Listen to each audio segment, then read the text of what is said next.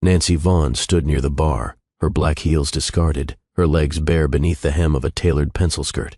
Her hair was slicked back from the rain, lips parted as she held a tumbler of scotch. James was behind her, watching. She didn't speak first. She didn't have to. Their eyes had said everything downstairs at the event, across the ballroom, across the boardroom banter, across the dismissive men who saw her as decoration, not disruption.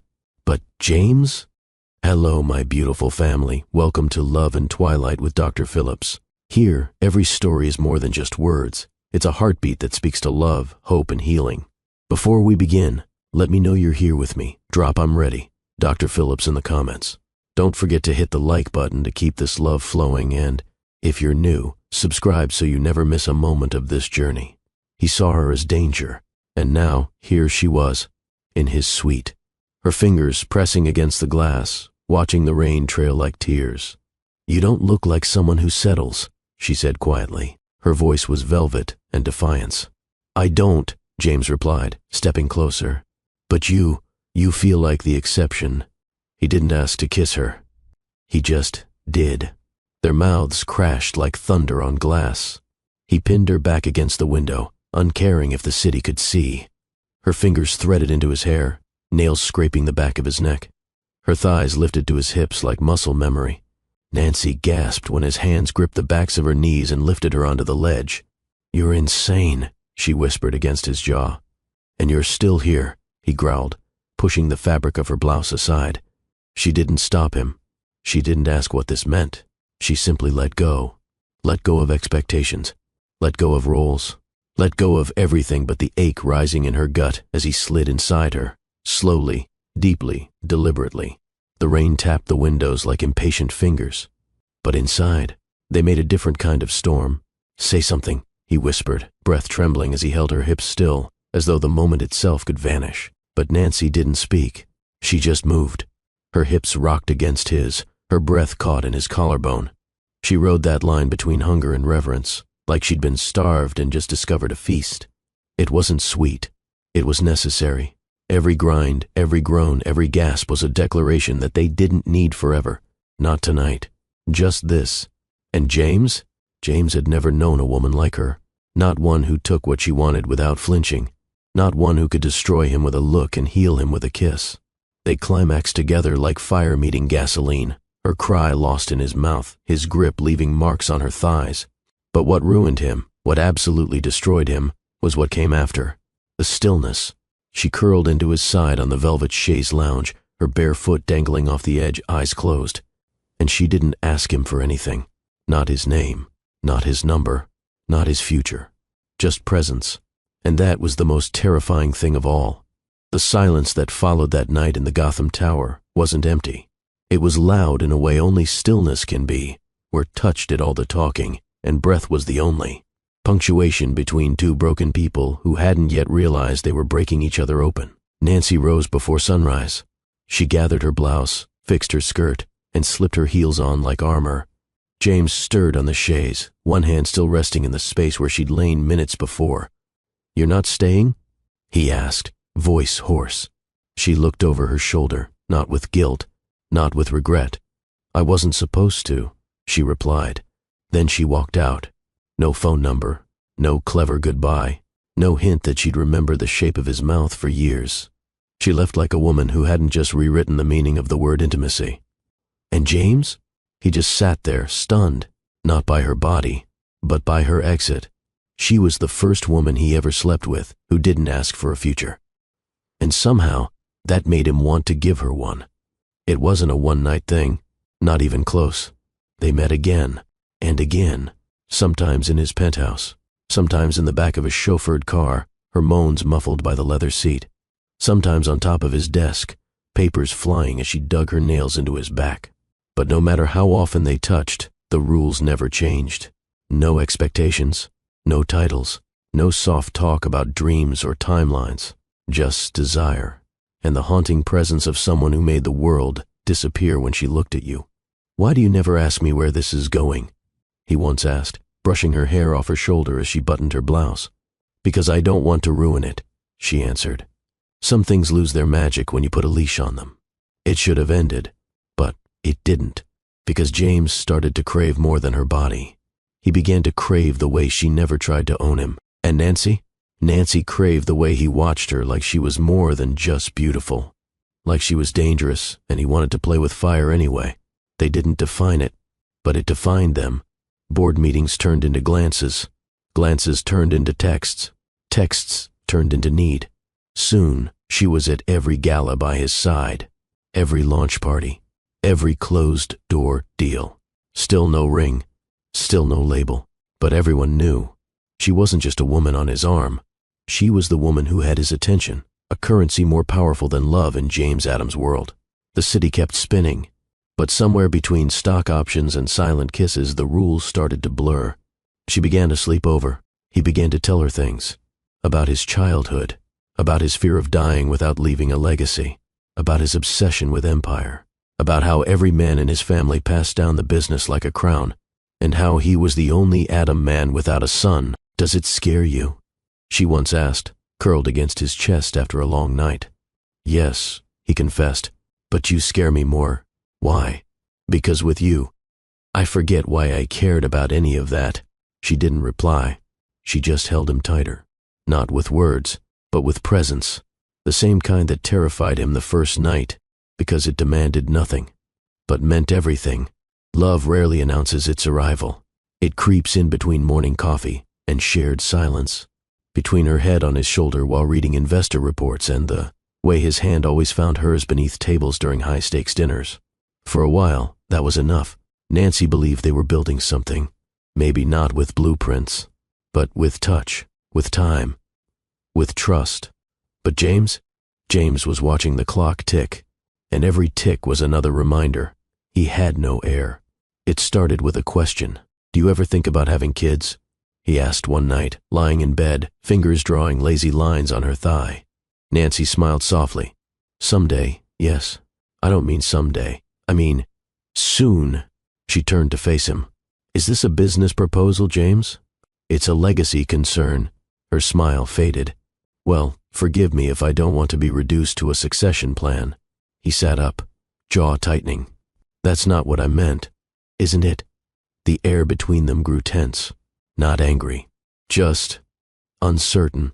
He reached for her, and she let him. But that night, their bodies moved with less urgency, because something sacred had been introduced, expectation. Weeks passed. James became quieter, colder. Their nights lost their rhythm. Their kisses lost heat. She still showed up, because love, when real, doesn't run from the chill. It tries to warm it. But James wasn't letting her in anymore. His focus sharpened elsewhere, on quarterly reports, bloodline discussions. With his father, hushed conversations with estate attorneys. Nancy heard things. From staff.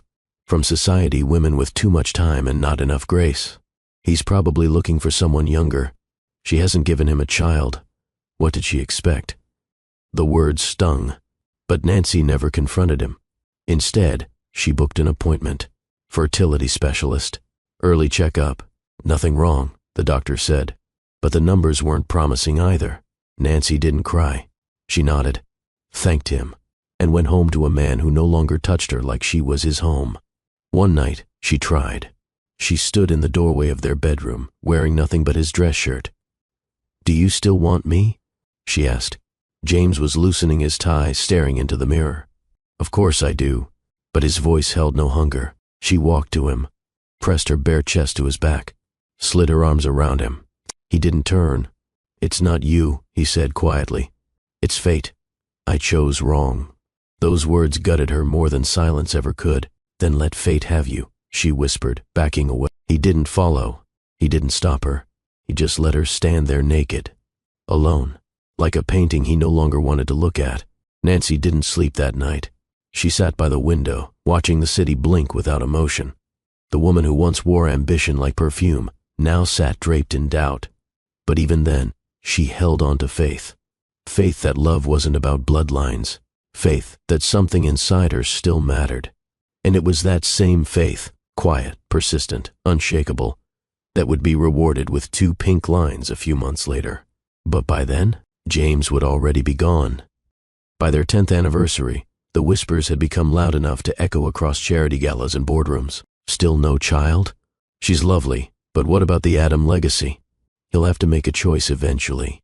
Nancy heard every word. She smiled through them, nodded, raised her champagne glass and gripped it so tightly her knuckles turned pale. But behind closed doors, there was no more pretending. James no longer looked at her the same way. There was no hunger in his stare, no fire in his touch, only evaluation, a cold audit of the woman he had once pressed against windows like she was air. He began coming home later, started speaking in bullet points instead of affection. The board wants a contingency plan. My father asked about adoption again. Our state attorney says without a biological heir, tax protection gets complicated. Nancy bit her tongue so often she forgot what it felt like to speak freely. But one night, she snapped. You talk about our child like it's a checkbox. James didn't flinch. It is a checkbox, Nancy. Whether you like it or not, this family, this empire, requires succession. And what about love? She said, voice breaking. Does that fit anywhere on your precious list? He looked at her then, but not with remorse, with finality. Love doesn't secure shares. That was the night something shifted, not in him, but in her. She still tried. Doctor visits, hormone injections, late-night research about fertility diets. She endured the pain of needles and the humiliation of forms that asked invasive questions. James never came to appointments. He'd text. Meeting ran late. He'd call. Good luck. Let me know what they say. He never said we. It was always her womb, her failure, her burden. They considered IVF. Twice. The first time, the eggs didn't take. The second time, the embryos didn't survive the transfer. Nancy cried in the back seat of the car while he checked emails beside her. We can try again, she whispered.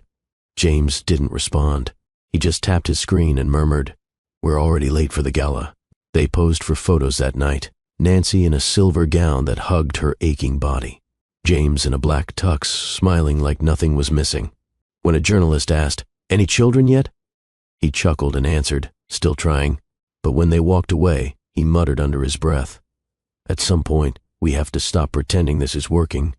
She stared at him. Not because it was cruel, but because it was true. She had just hoped he wouldn't say it. Not out loud. That winter, she decorated the penthouse by herself. Tiny, white lights. Crystal garlands. Stockings she knew would stay empty. She placed 3 toy bears on the fireplace mantel, wishful thinking shaped like softness. James came home late that night. He saw the bears and scoffed. You're clinging to a fantasy, and you're clinging to a board seat, she replied quietly. I need more than hope, Nancy. I need a family. I am your family, she snapped. No, you're just my wife. He didn't raise his voice. He didn't have to. Some words cut deeper when whispered. The following morning, she woke up alone. His side of the bed was cold. The 3rd IVF cycle had been scheduled. She canceled it. And when the doctor's office called to confirm, she simply said, It's not necessary anymore. Because something inside her had already died. And no child, not even a miracle, could grow in the soil of a heart that had been stepped on too many times. Or so she thought, until the test. Until the laugh that turned into a sob in the hotel bathroom. Until the doctor said, 3 heartbeats, spontaneous triplets, no meds, no intervention. Their bedroom used to be a sanctuary. Now, it was a museum of loss. White sheets that once knew only passion now bore the weight of a woman abandoned in plain sight.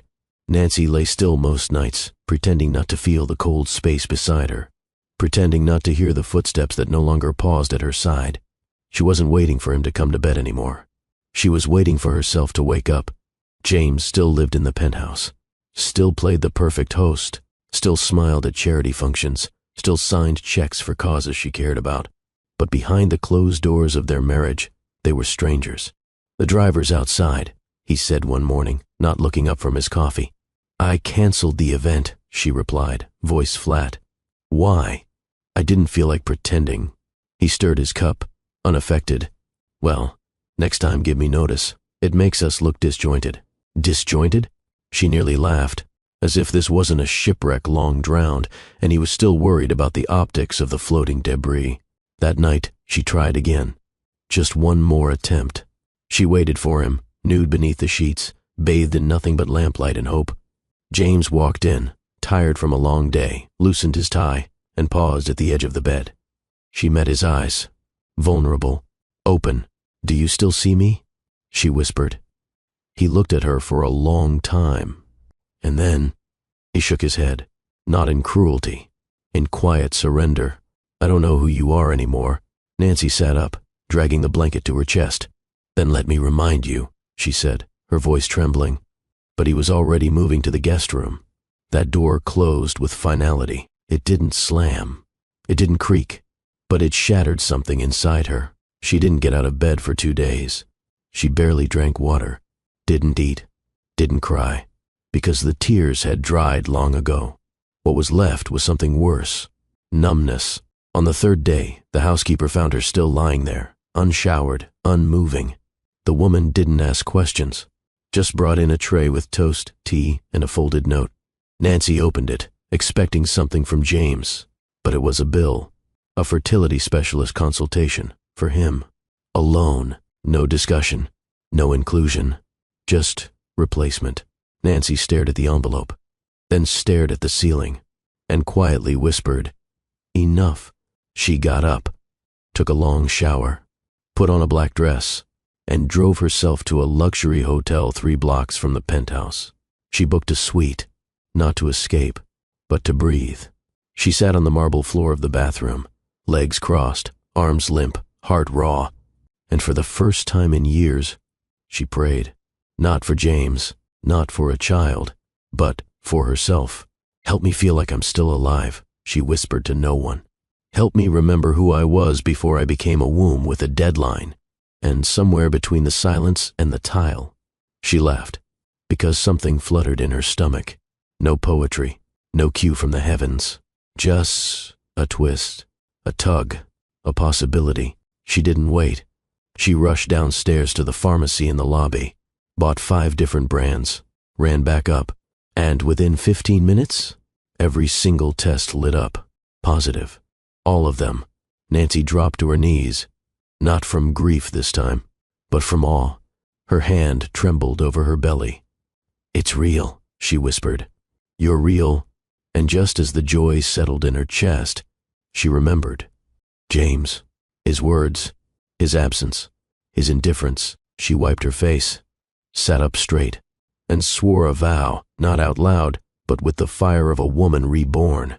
"You'll never hear the words 'you were a mistake.' Not from him, not from anyone. These children would never beg for love, because she would give it to them in overflow, with or without a man beside her."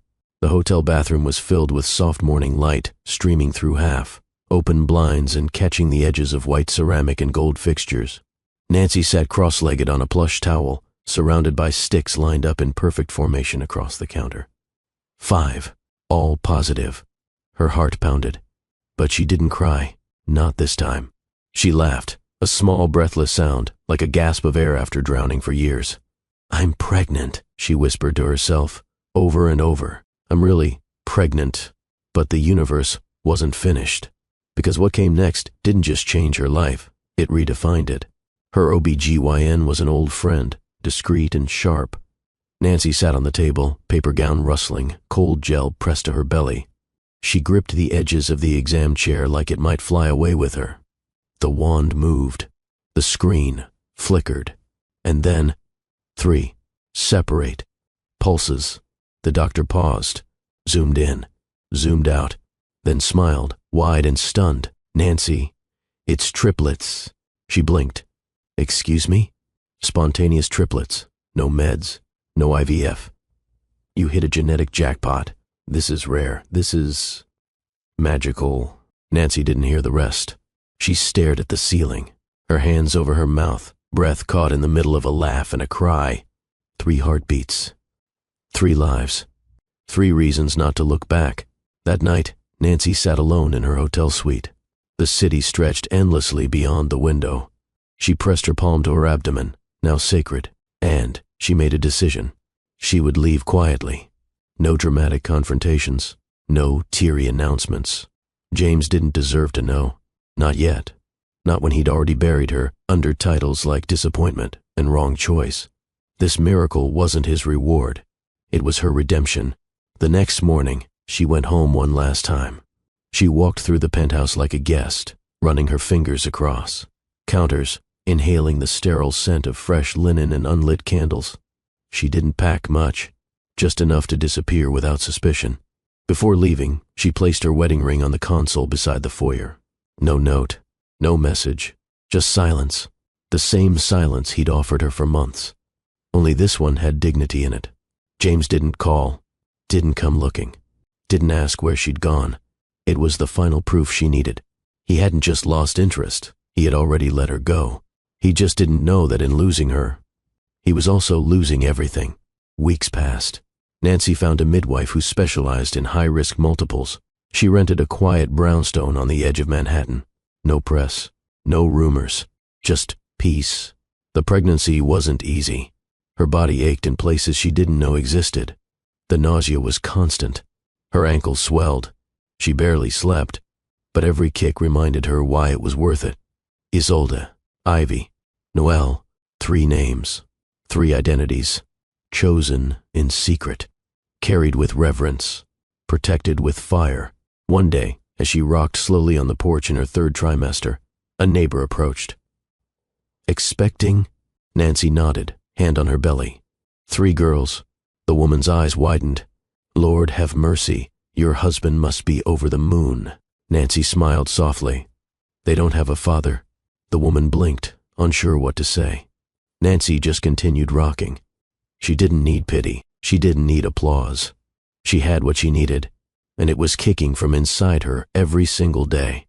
James Adam never believed in ghosts, but when he came home to an empty penthouse that Christmas Eve, he began to understand how a place could be haunted, not by spirits but by silence. The scent of cinnamon and cedar still hung in the air. The lights on the balcony twinkled, untouched, and on the polished console table by the elevator lay her wedding ring, a simple band of platinum. No note, no goodbye, just that quiet circle of metal, a full stop at the end of their unfinished sentence. Earlier that day, James had gone to work like it was any other. He took meetings, signed contracts, approved budgets. His assistant asked if he'd be home early. "There's no point," he muttered, sliding his pen across another document. When he did finally return, he expected to find her crying, or waiting with that look, half pity, half confrontation. Instead, no one. Just soft jazz playing from the home automation system, a glass of untouched wine on the counter, and her heels neatly placed by the door. It unnerved him.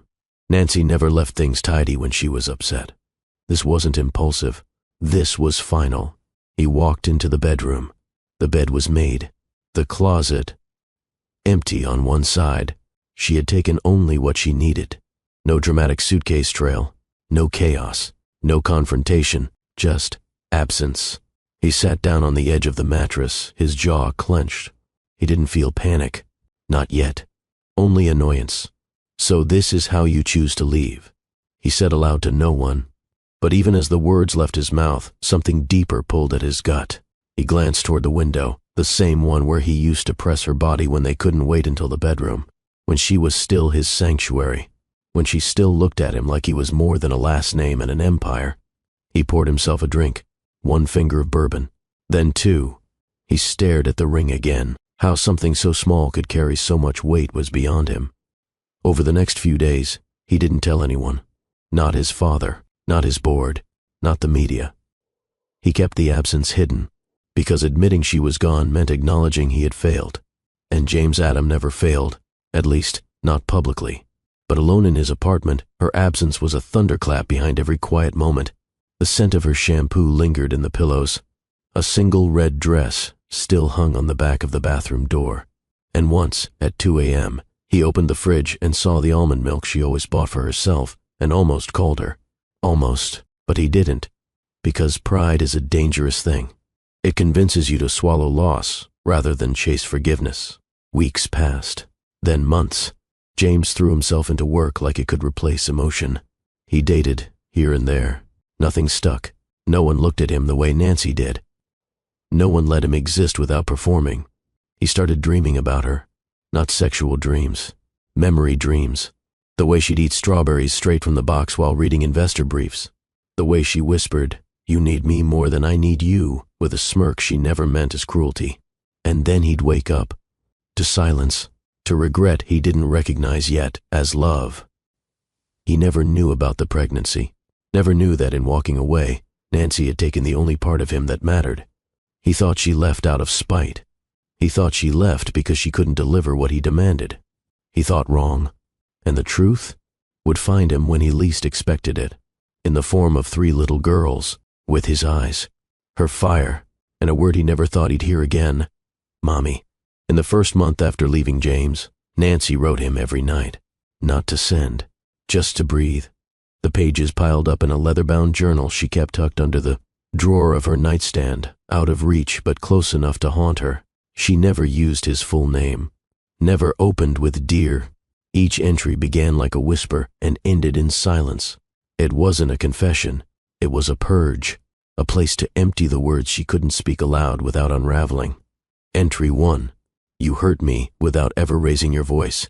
That's the part I don't think you'll ever understand. Silence can bruise too. Entry 4. I wanted to scream when you blamed fate. You made choices. Don't pretend the universe did it for you. Entry 9. There was a version of me that would have begged, but she died the night you looked through me like a cracked vase, pretty, empty, replaceable. The ink smeared on more than one page. Pregnancy hormones made her weep at the smallest things. An old song, a forgotten perfume bottle, a voicemail she couldn't bring herself to delete. Hey, it's me, running late again. Save me a plate. She never listened past the first line. But she never erased it either, because for all the wounds he left, there was a time he made her feel like the center of his world. And that time deserved to exist, even if he didn't earn the future that bloomed inside her now. Entry 17th. I don't hate you, but I hate who I became while loving you. Always waiting, always trying, always proving. I didn't even notice when my heart started limping. Sometimes she thought about telling him, writing one final letter, dropping it on his desk. No confrontation, no request, just truth. You're a father.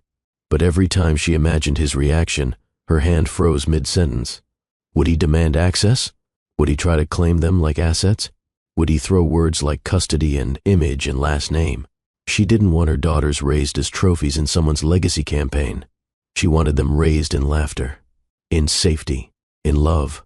So she tore the final letter up, not in anger, in peace, because the story didn't belong to him anymore. It belonged to Isolde, who kicked the hardest when she heard piano music, to Ivy, who fluttered every time her mother sipped cocoa, and to Noelle, who stayed perfectly still, until Nancy laughed. Then she'd twist, like joy had a heartbeat of its own. These were the real pages now, living chapters, no pen needed. She tucked the journal away one final time, locked it in a small trunk and slid it under her bed. That night, she stood in the mirror and traced her reflection. Round belly, tired eyes, the faint glow of resilience returning to her skin. They will never feel unwanted, she whispered. Not like she had, not like James made her feel. She blew out the candle by her bedside and whispered one last line into the darkness. They will grow up knowing I chose them, not to prove something, not to keep a man, but because they were mine, first, always, and forever. Spring came late that year. The trees in Manhattan hesitated to bloom. The wind still carried a bite, and the skyline looked grayer than usual. But inside a small brownstone tucked in the quiet part of the city, Nancy bloomed. Her belly swelled, stretching her skin, her limits, and her soul. She talked to the girls each morning, named them before they were born, read to them, rubbed cocoa butter on her stomach and whispered bedtime stories before they'd ever seen the light of day. She wasn't just preparing to be a mother. She was becoming one. She didn't hire a nurse, didn't post about the pregnancy. She didn't need validation. She needed stillness. And the girls gave her that. Every kick, every flutter, every hiccup in the womb reminded her that joy didn't need approval to exist. She decorated their nursery herself. Soft pink curtains, shelves lined with identical teddy bears. 3 tiny cribs side by side like a sacred rhythm. She stitched each name on a blanket by hand, Isolde, Ivy, Noelle. No monograms, no initials tying them to a legacy that once tried to erase them before they existed. Meanwhile, just 6 miles away in a penthouse that once buzzed with laughter and light, James was unraveling. Not publicly. No headlines. No scandals. But behind the sleek marble walls of his domain, he was coming undone. He told himself he was thriving. More deals. Bigger numbers. Longer board meetings. He traveled more. Smiled less. He replaced Nancy's space in the closet with new suits. But not a single woman had stayed. Not one made him pause mid-sentence during dinner. Not one wore his shirts like they belonged to them. Not one ever asked, "Why do you always look like you're about to run from something?" Because only Nancy ever asked questions that hurt in ways he needed to feel. He checked her social media once. Nothing. She'd wiped it clean. Vanished from the circles that used to orbit around his. He didn't tell anyone he missed her. He didn't have to. It showed in his posture, in the way he poured 3 drinks and only sipped 1, in how he'd sit in the dark on Friday nights, staring at the skyline like it owed him answers. His father called once to ask why he hadn't moved on. "You're still young, James. You need to remarry. Secure the line." James rubbed his temples. Not everything is about the line. Everything is about the line. That's the price of being who we are. He didn't argue. Because, what would he say? That he threw away the only woman who ever saw the man, not the fortune? That he chose legacy over love and now had neither? One night, alone with a bottle of scotch and the city buzzing outside his window, James opened his email drafts. There were a dozen unsent messages. To her. None finished. All of them began with the same line. I shouldn't have said that. But every time he tried to finish, he remembered her walking away barefoot on marble. No fight. No demand. No trace. She hadn't just left. She'd released him. And somehow, that felt worse. Back in her brownstone, Nancy stood in front of a full-length mirror. Her belly curved beneath a pale blue maternity dress. She wasn't hiding anymore. She turned to the side and ran her fingers along her profile. "You're almost here," she whispered to the girls. And for the first time in her life, she wasn't afraid of what came next. The city was buzzing with holiday energy. It was the first week of December. Lights strung across street lamps, choirs, rehearsing in the background, and the air sharp enough to sting bare fingers. James Adam wasn't supposed to be there. He rarely attended the events his company sponsored. His assistant had already arranged a generous donation to the local children's winter concert. All he had to do was stay home. But something compelled him to go. He told himself it was obligation, but the truth? He didn't want to be alone that day. Not again. The black Maybach pulled to a gentle stop in front of the school auditorium. The driver opened the rear door, and James stepped out, adjusting his coat collar as a gust of cold wind kissed his jaw. He was about to walk toward the side entrance, until something caught the corner of his eye. A flash of navy blue. He turned, and time paused. There she was, Nancy. Her raven black hair was braided and tucked into her coat. She was kneeling on the sidewalk just past the front steps, one hand tying a shoelace on a child's boot, the other brushing crumbs from another's cheek. 3 girls, identical, tiny, beautiful. Nancy smiled at one of them, whispering something that made the girl giggle behind mitten-covered hands. Another clutched a paper snowflake, and the third, restless, curly-haired, wide-eyed, pointed directly at James. "Mommy," she said aloud. "Who's that man?" The sound shattered him. "Mommy." He froze mid-step. Everything else fell away. The concert, the wind, the city behind him.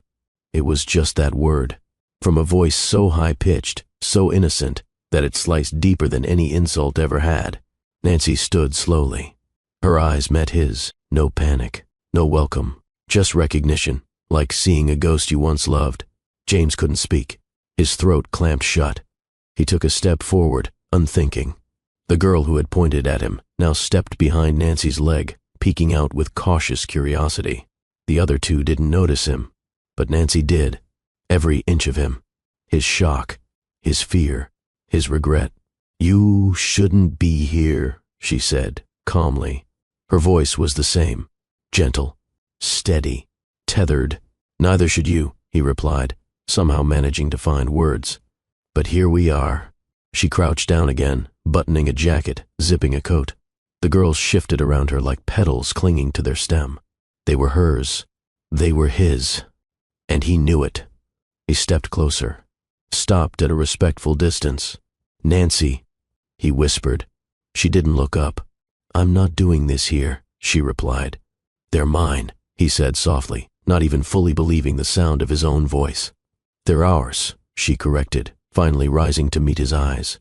But they're mine first, because I stayed, because I carried them, because I didn't walk away. He swallowed hard, the guilt rising like smoke in his lungs. You could have told me, and what would you have done? She snapped, just loud enough for only him to hear. Rebranded them into your empire? Gave them numbers instead of names? Hired a PR firm to make you look like a hero? He flinched, because she wasn't wrong, and she knew it. One of the girls tugged on her coat. Mommy, are we going in? Nancy nodded and gave James one last look. I'm only telling you this once, she said quietly. You don't get to decide what this moment means. You gave up the right to shape our story. James's jaw clenched. I just want to know them. She studied him, measured the crack in his voice, then turned toward the girls. Come on, angels. They took her hands, and just like that, they walked past him, not in anger, in power. Nancy didn't rush, didn't look back. She walked like a woman who had nothing to prove, and 3 living, breathing reasons not to. James stood alone on the sidewalk. People passed him. Car horns hummed in the distance, but he couldn't move. His eyes stayed fixed on the doors they had just walked through. 3 little girls, same eyes, same jawline, same shape of his mother's smile. He had been searching for meaning in quarterly reports, and somehow his entire future had been living without him. The concert was beautiful. Paper snowflakes dangled from the ceiling. Tiny violins squeaked through carols, and somewhere between Jingle Bells and Silent Night, Nancy forgot how fast her heart was beating. Her girls were radiant. Noelle waved at the crowd like she was queen of the stage. Ivy adjusted her dress 3 times before every song started. And Isolde, her little firecracker, couldn't stop turning to check if Nancy was watching. She was, but the moment they stepped outside, the questions began. Isolde tugged her coat sleeve first. Mommy. Yes, love? Who was that man looking at us? Nancy kept her gaze ahead. Just someone from work, Noelle chimed in. He looked like me. Ivy nodded thoughtfully. His eyebrows. They looked like mine, right? Nancy crouched in front of them, trying not to let her face betray anything. Some people just look familiar, sweethearts. That doesn't mean anything. Isolde tilted her head. But he stared at you like he knew you. Nancy's breath caught. Children had a way of slicing through pretense without trying. She smiled. Let's go home. We'll have hot cocoa and cinnamon toast. Deal? They didn't push. Not then. But she could feel the shift, the curiosity, the pattern recognition that only triplets share, 3 minds always thinking in chorus. That night, while the girls colored in their notebooks, Nancy stood in the kitchen, fingers wrapped around a mug of tea that had long gone cold. Her phone buzzed once. No caller ID, no message, but she knew it was him. She sat at the edge of her bed later, staring at a faded photo from a gala 5 years ago. James, in a black suit, hand around her waist, both of them smiling like nothing could ever break them. She'd kept it, not out of sentiment, but as proof that it wasn't all in her head, that once he did choose her. Before the silence, before the ring on the console, the bedroom door creaked open. Isolde tiptoed in, dragging her blanket behind her. Nancy patted the bed, and her daughter climbed in without a word. After a moment, Mommy, is he the traveler? Nancy blinked. What do you mean? The man from today. Is he the traveler? The one you said we're waiting for? Nancy's throat tightened. She had told them stories growing up, that their father was far away, a traveler, a kind man who sent love from the stars. It was easier than saying, he gave up before you were born. She brushed Isolde's curls back. He might be, she said softly. Isolde looked up. Then why did he look sad? Nancy didn't answer. She didn't have to. Later that night, she stood outside on the back porch, wrapped in a blanket, staring up at a sky that had no answers. James had found them. That was inevitable. But what came next? That was hers to control. She wouldn't let him rewrite history. Not with money. Not with apologies. Not with sweet words dressed in regret. Because now, she had more than feelings to protect. She had 3 reasons to never be weak again. James Adams sat in the back of his Maybach, engine idle, eyes fixed on the school doors long after they closed. He wasn't breathing. Not really. His mind kept replaying it, the girl with the curls, the one who pointed at him and said, "Mommy, who's that man?" The words echoed, slower each time. He didn't need a DNA test. He didn't need paperwork. He saw it in their eyes, in their posture, in their existence. They were his. The driver turned slightly. "Sir?" James didn't answer, just stared, chest tight, thoughts louder than traffic. He had spent years chasing a legacy, preparing a throne for an heir he thought would never come. And now there were three, not in a nursery, not in a plan, in real life, walking, talking, pointing at strangers, asking questions with eyes too familiar. How had he missed this? How had he let her walk away with everything that ever mattered? Back at the penthouse, he poured a drink he didn't touch. He sat on the leather couch, elbows on knees, face in his hands. His phone was on the coffee table. He stared at it. Nancy's number wasn't saved anymore, but he still remembered it. Muscle memory, like the way his fingers once knew the path down her back. He tapped her number, paused, then deleted it again. Coward. That's what she would have called him. She wouldn't scream. She never did. She'd just say it softly, like a truth too honest to hate. You wanted heirs, and now you're a stranger to your own blood. He could hear her voice saying it, even if she never would. The next morning, he didn't go to work. He walked instead. No driver, no assistant trailing behind, just him, in a coat that felt too expensive for the weight he was carrying. He passed bookstores, coffee shops, bakeries, and then, instinctively, found himself in front of her brownstone, not knocking, just standing there, hands in his pockets, watching. He didn't know what he was waiting for. An answer? Permission? A miracle? The curtains fluttered upstairs.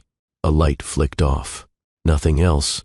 He went back to his loft that night, different from the penthouse. He had moved there a year ago. Said he wanted something quieter. Truth was, he couldn't walk past the bedroom where her perfume still lingered. Couldn't look at the kitchen counter where she once danced barefoot, singing off-key with a wine glass in hand. Now he sat at his new kitchen island, alone, staring at a single bowl of soup he didn't eat. And all he could think was, they don't know who I am.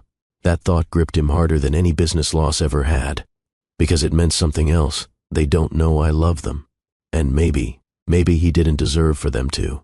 Not yet. But that didn't mean he wouldn't try.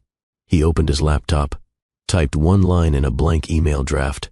I saw them. He paused, deleted it, typed again. I'm not here to claim. I'm here to earn. He left it there. Didn't hit send. Just saved it, like a seed, waiting. Nancy knew he'd come. She felt it days before it happened. There was a different kind of weight in the air when old ghosts crept close. It was Saturday evening. The girls were asleep after building pillow forts in the living room. The dishes were done. The brownstone was dim and calm. Nancy stood by the fireplace, a book in one hand and her thoughts in the other when the knock came. 3 soft raps, not forceful, but deliberate. She didn't hesitate. She opened the door. And there he was, James, drenched from the rain, coat clinging to his frame, hair matted, chest rising and falling like someone trying to catch air after drowning. 4 years, he said. You counted? Every single day. She didn't step aside, didn't invite him in. He didn't ask. 3 girls. Yes. Mine? She raised an eyebrow. Do you really need to ask? He shook his head, eyes glassy, lips parted. He took a step closer, but she stayed still. Why didn't you tell me? He asked, voice barely above a whisper. You told me I was your mistake, she said. Why would I offer you a miracle? He winced, because truth, when thrown back at you, doesn't just sting, it brands. That night, he began. Don't, she interrupted. Don't explain it. Don't justify it. Don't wrap it in regret now that you see what you lost. He swallowed hard. I was scared. So was I. And I stayed. That silenced him. He looked past her, just for a moment. They look like you, he said softly. Nancy's voice dropped. They are me. Then, after a beat. But they're also you. I won't deny that. They ask about you sometimes. His eyes flickered. What do you tell them? that their father is a good man, just far away. That nearly dropped him to his knees. I didn't deserve that kindness. No, she agreed, but they did. He reached into his coat pocket, pulled out a small silver locket. I brought this, for them. She didn't take it. You don't get to show up and play hero. I'm not trying to. I want to know them. Nancy stepped forward, standing so close their breath tangled in the air between them. They know joy. They know safety. They know love that doesn't leave. She leaned in. Can you promise that? James didn't answer, because promises were easy to make when you weren't staring at the proof of the last one you broke. After a long silence, Nancy softened, just slightly. You want to know them? She said, yes. Then understand this. You are not here to rewrite history. You are here to earn trust, slowly, with humility, no headlines, no drama. I'm not that man anymore, he said. Good. Because I don't need that man. And neither do they. He nodded. Not in victory. In surrender. Will you let me try? She hesitated. Then, the back porch. Tomorrow at 5. Bring crayons, not flowers. And she shut the door. Gently. Not as a dismissal, but as a beginning. A cautious one. A painful one, but a beginning nonetheless. The next day brought rain again. Not a storm. Just a slow, steady drizzle. The kind that coats everything in memory. James arrived 5 minutes early. Umbrella in one hand. Crayons and coloring books in the other. He wore a navy sweater this time. No tie. No watch. Like he was trying to shed the armor of who he'd been. Nancy met him at the back porch, wrapped in a knit cardigan, her face calm but unreadable. The girls were inside, napping. The porch lights glowed soft and gold. You look, he started. Tired? She offered. No. Powerful. She didn't smile. Don't flatter me. It dilutes the truth. He exhaled. I don't know how to talk to you anymore. Then don't talk. Just listen. And for the first time in his life, James listened. Nancy sat across from him, her legs crossed, mug in hand. She stared straight ahead as she spoke. I used to pray for you. Even after you broke me. Nancy. No, just hear it. I need to say it. He nodded. I used to cry in the shower so you wouldn't hear. I used to schedule my doctor appointments around your meetings because I thought if I could just be less inconvenient, maybe you'd stay. James's hands clenched around the umbrella. Rain tapped the railings like a ticking clock. I gave up my body for love, my pride, my youth, all of it. And when I couldn't give you what you wanted on your timeline, you folded me up and filed me under failure. That's not what You said I was your mistake. Her voice didn't shake, but his soul did. And when I found out I was pregnant, I didn't feel joy. I felt panic, because I knew if I told you, they'd never be mine again. You'd turn them into symbols, weapons, photos for boardroom walls. He stood suddenly, fists clenched. I would never.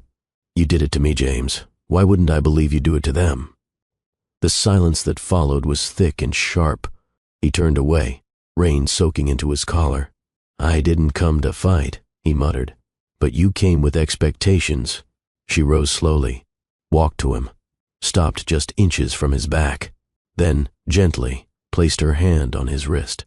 He flinched, but didn't pull away. You said you don't know how to talk to me, she whispered. Let me teach you. Step 1, stop showing up to win. This isn't a negotiation, it's a home. He turned to face her, eyes wet, but not from the rain. I never stopped loving you.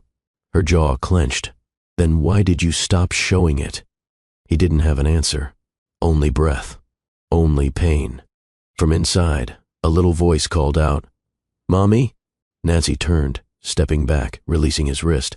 Stay out here, she said. I'll bring them to you. One at a time. Why not all 3? Because you'll overwhelm them. And frankly, you still overwhelm me. She didn't say it cruelly, just honestly, and he accepted it. Minutes later, the door opened. Nancy stepped out, holding Ivy's hand. The little girl looked up at James with a mix of wonder and caution. Nancy knelt beside her. Ivy, this is a friend of Mommy's. His name is James. He wanted to color with you. Ivy looked at her mother, then at the man, then back again. Will you be here too, Mommy? Of course. Only then did she release Nancy's hand and walk toward James, shyly taking the coloring book from his lap. James crouched. "Hi, Ivy." She blinked, then pointed at his face. "You have my nose." He smiled, cracked open, wounded, joyful. "I guess I do." Nancy watched from the porch steps, arms folded, heart trembling. 1 down, 2 to go, and miles left before forgiveness. It was nearly sunset by the time all 3 girls had taken turns coloring with James. They didn't know who he was, not exactly, but they warmed to him. Especially Ivy, who sat in his lap and tried to teach him how to draw. Hearts the way she did. 2 loops and a crooked line down the middle. He pretended he couldn't do it. She giggled and fixed it for him. Nancy watched the entire interaction in silence. The porch lights flicked on. The breeze cooled, and the weight in her chest only grew heavier. Later, after the girls had gone inside, Nancy poured 2 glasses of water and handed one to James. He took it, unsure whether to sit or stand. "They're brilliant," he said quietly. "I know. And kind, also true. And strong. They had to be." She didn't say it to jab. She said it as fact. Because strength wasn't just genetic. It was taught. They stood under the porch eaves, rain still whispering around them. James looked at her, more vulnerable than she had ever seen him. "I want to be part of their lives." "I know. Really part." "I know that too. So what happens now?" Nancy didn't answer immediately. She looked up at the sky, then back at him. "They think their father is a traveler," she said. "A good man. A quiet hero who sends them love from afar." James exhaled.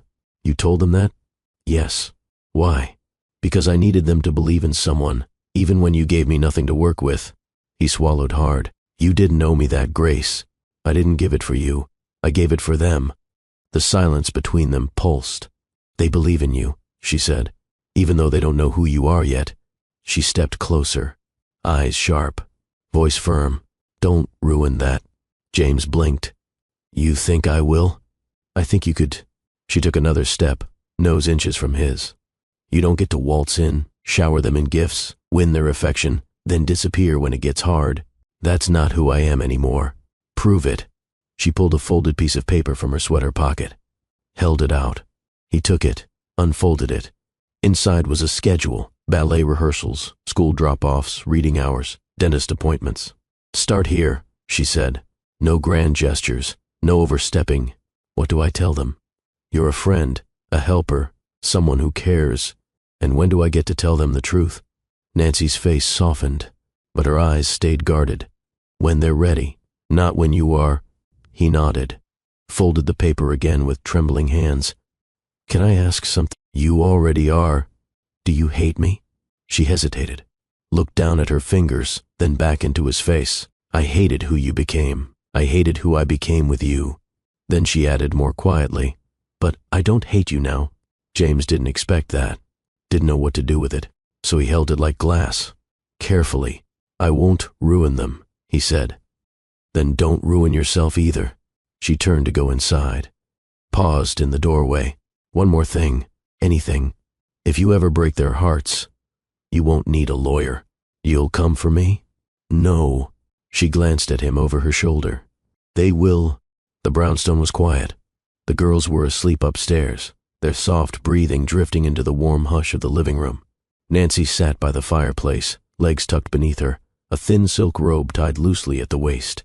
The fire crackled, casting flickers of gold across her skin. She wasn't expecting him to come back that night, but she knew he would, and when the knock came, just one soft uncertain, she didn't flinch. She opened the door. There was James. No umbrella, no coat. Just him, soaked again.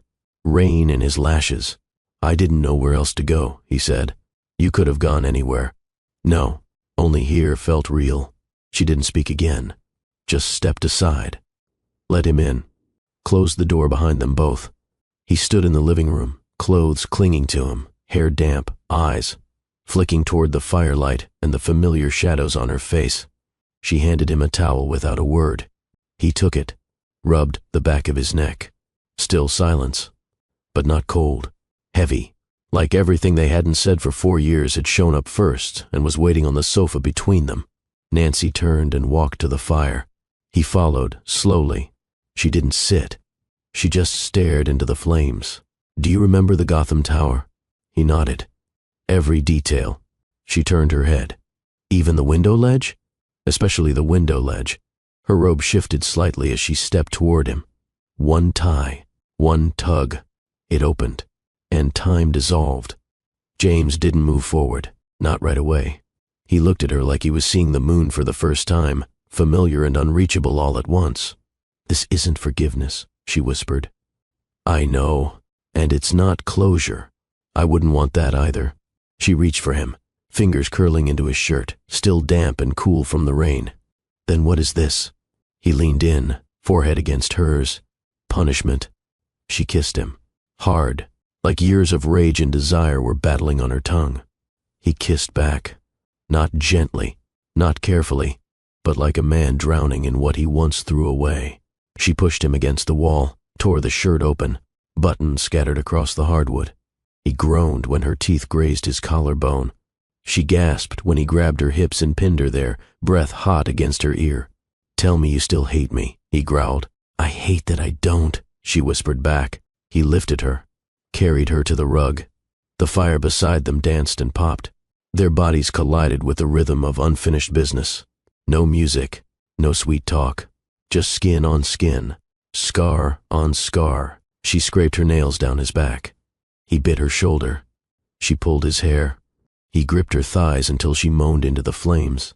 This wasn't gentle. It wasn't romantic. It was raw. Two people burning down a house they once called home because the wreckage still smelled like them. When he sank inside her, she arched like she'd forgotten how full she used to feel. When she came, she didn't scream. She sobbed. Quiet, shaking, fingertips clinging to his ribs like a prayer. Afterward, she lay on her back, chest rising, hand pressed to her lips like she couldn't believe what just happened. James lay beside her, staring at the ceiling. "This doesn't fix anything," she murmured. "I don't want to fix. What do you want?" He turned to her. A chance, one that doesn't come wrapped in guilt. She didn't respond, didn't promise, but she didn't leave the rug either, and neither did he. Morning arrived gently. Sunlight crawled across the hardwood floor, slipping between curtain slits and warming. The edges of the rug where they lay tangled, half covered, half exposed, all unspoken. Nancy opened her eyes first. She didn't move. James was asleep beside her, chest rising and falling in quiet rhythm, one hand loosely curled near. Her hip, like his body, still needed to be touching hers, even if his mind had drifted far away. She studied him. He looked younger when he slept, not like the man who used to speak in ledgers and lineage, but like the one who once danced with her barefoot in their old kitchen, flower on his cheek, telling her she was all he needed. She brushed a strand of hair from his forehead, then stood. She didn't cover herself right away. She didn't hide. She let the morning light kiss the scars, physical and otherwise, and walked into the kitchen. James stirred moments later. He sat up, groggy, dazed, pulling the blanket around his waist as he looked around. And then he remembered. All of it. Nancy. She didn't turn. Coffee or tea? Coffee. Black? Still. She poured 2 cups, placed his on the counter without a word. He stepped forward, careful, unsure if the floor beneath him was still solid. "Last night was a choice," she said, cutting him off. "Not a promise. I wasn't going to assume." She finally looked at him. Eyes clear. Posture steady. "Good, because I meant what I said." She sipped her coffee. That wasn't forgiveness. That wasn't a doorway back in. "I'm not looking for shortcuts." She leaned against the counter. "So what are you looking for, James?" He set the mug down. "Something real." "Even if it hurts." She nodded. "Then you're in the right place." They sat in silence for a few minutes. Not awkward, just aware. The kitchen clock ticked softly. The radiator hummed beneath the floorboards. Then Nancy broke the quiet. "The girls need consistency. You need to earn routine, not rush it. I understand. You will come by on schedule. You will not interfere with how I raise them. And you will not make promises you can't keep." Agreed. "And if you ever confuse my body for my heart again." She let the warning hang. He nodded. "It won't happen unless you want it to." She gave him a look. "My wonderful family. Let's take a quick pause right here. If you're still with me, type "still watching with you, Dr. Phillips" in the comments. I want to feel your presence. Don't just sit back quietly. Your voice gives life to this story. Hit that like button if this part has already touched your heart. And if you renew, kindly subscribe so you can stay connected to every unfolding moment. Share this video with someone who needs to feel love's strength today. Don't get comfortable. I wouldn't dare.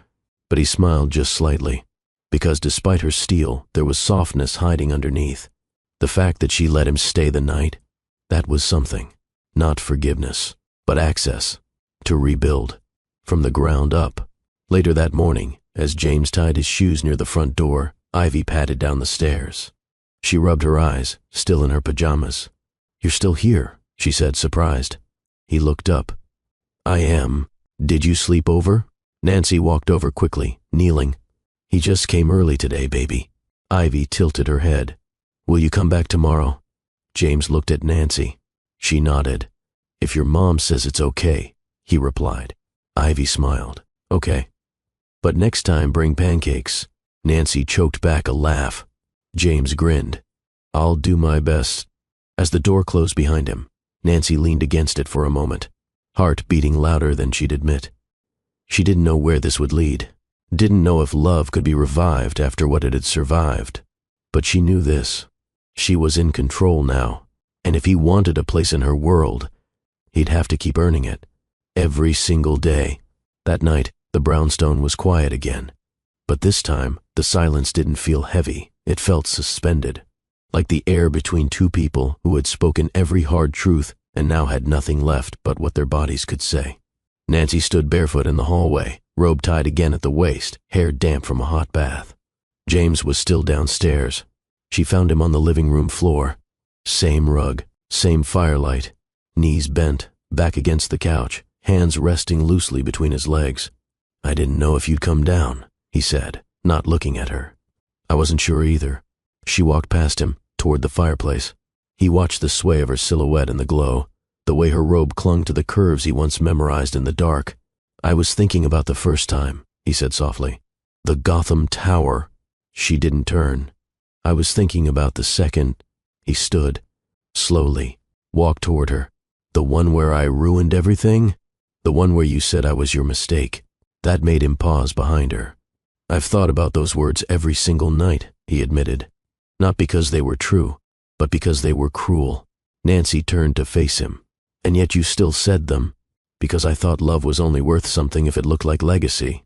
And now," he stepped closer, "now I know love doesn't need a name to matter. It just needs to be chosen." She stared at him for a long time, then untied her robe.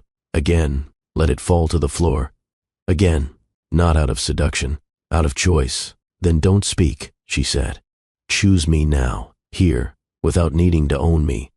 James nodded and stepped forward. He kissed her slowly this time, not like a man possessed, like a man learning a language he once forgot. His hands didn't grope. They traced her neck, her shoulders, her ribs. She closed her eyes and let him rediscover what had never belonged to him, but what had always welcomed him. He lowered her to the rug. Same one, same heat, but this time, no war in their touch, no resentment in their rhythm, just presence. She gasped when he sank into her again, not from surprise, from remembrance. She arched. He held her hips, steady. They moved like people who weren't chasing climax, but connection. His lips brushed her collarbone. Her fingers tangled in his hair. "Don't stop," she whispered. "Never again," he replied. And they stayed like that, bodies speaking truths their mouths weren't ready to say. When she came, she trembled beneath him, whispering his name like it didn't hurt anymore. When he followed, it was with a groan that sounded like surrender. Afterward, she lay in his arms. Neither of them said anything, because nothing needed to be defined. Not yet. Maybe not ever. They had shared pain, shared fury, shared breath. Now they shared stillness. And sometimes that's the first step toward something real. Not the finish line, just a beginning. Soft shadows curled at the edges of the bedroom like whispers not ready to be heard. Nancy stirred beneath the sheets, one hand reaching across the bed instinctively. Empty. James was gone. Not the dramatic kind of gone. No slammed door, No vanishing act. Just quiet. Still. She sat up slowly, blanket sliding down her shoulder, revealing the curve of her bare back kissed pink from firelight and memory. The space beside her was still warm, which meant he hadn't left long ago. And then she saw it, folded in half, placed gently on the pillow where he'd slept. A note, just one line, written in his handwriting. "I'll be back. Not to steal your peace, but to earn it." Nancy held the paper in both hands, not like a love letter, like something sacred. Because, for once, James didn't leave a demand. He left a decision. Hers, entirely. Downstairs, the girls were beginning to stir. She tucked the note into the drawer beside her bed, slipped into a robe, and moved toward the kitchen. Pancakes this morning, because Ivy had asked, and because routine was what anchored this little universe she'd built. She cracked eggs into a bowl and smiled softly when she caught her reflection in the kitchen window. There was a glow, not from him, but from her, because surviving love and still being willing to feel again, that was its own kind of miracle. Midway through flipping the second pancake, Noelle came padding in. Hair wild, mismatched socks. "Mommy," she mumbled, rubbing her eyes. "Was someone here last night?" Nancy's grip on the spatula paused. "What makes you ask?" "I thought I heard voices. Happy ones." Nancy turned, crouched, and held her daughter's little cheeks in both hands. "Yes, baby.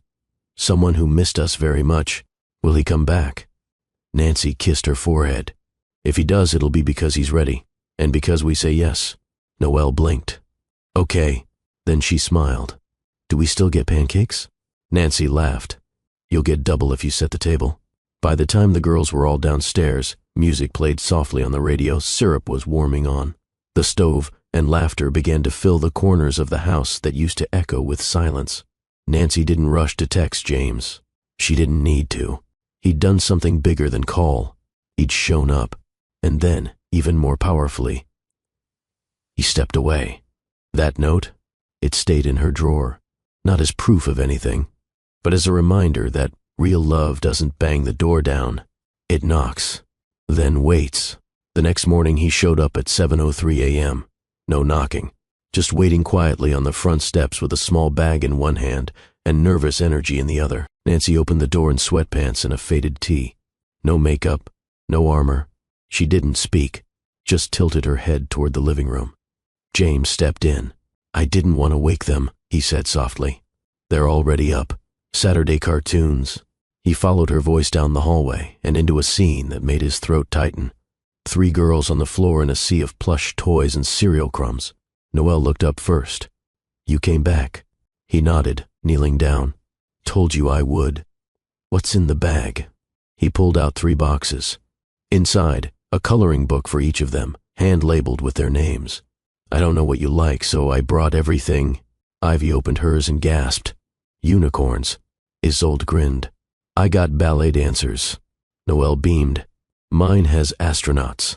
Nancy stood back, arms folded. Watching, measuring. After 20 minutes of floor time, Ivy tugged at his sleeve. "Can you braid?"